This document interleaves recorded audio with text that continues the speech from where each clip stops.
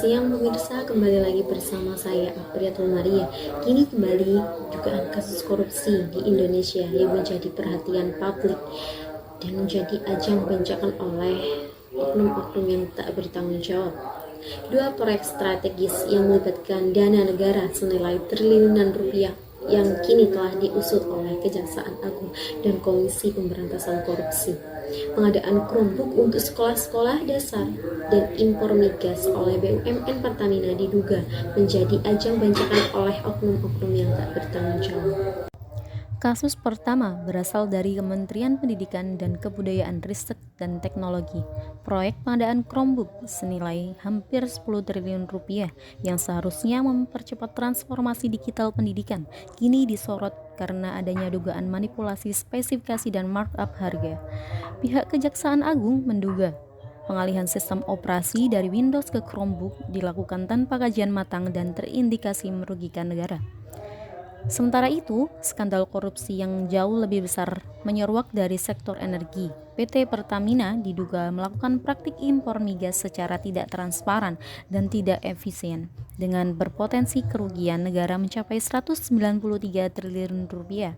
7 orang telah ditetapkan sebagai tersangka, termasuk direksi anak perusahaan BUMN dan pihak swasta.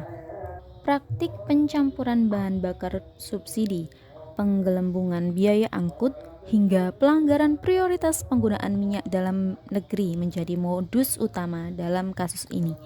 Kejaksaan Agung bahkan mempertimbangkan tuntasan maksimal termasuk hukuman mati karena kasus ini dianggap merugikan negara dalam skala luar biasa. Pemirsa, korupsi bukan hanya soal uang yang hilang dari kas negara. Ia merampas masa depan jutaan rakyat, memiskinkan yang lemah, dan juga mematikan harapan jutaan rakyat. Ketika dana pendidikan diselewengkan, maka generasi muda kita akan kehilangan kesempatan untuk bergerak maju. Ketika sumber daya energi dikuasai oleh sebelah pihak pribadi, rakyat harus menanggung harga dan beban yang seharusnya tidak mereka pikul. Korupsi adalah kejahatan yang sistematik dan juga bisa dilawan dengan integritas, transparansi, dan juga keberanian oleh semua pihak, dari pemimpin hingga masyarakat.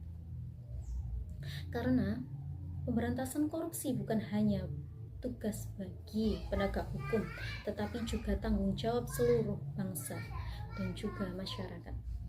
Saya, Apriatul Maria, melaporkan untuk Anda. Sekian, terima kasih dan sampai jumpa.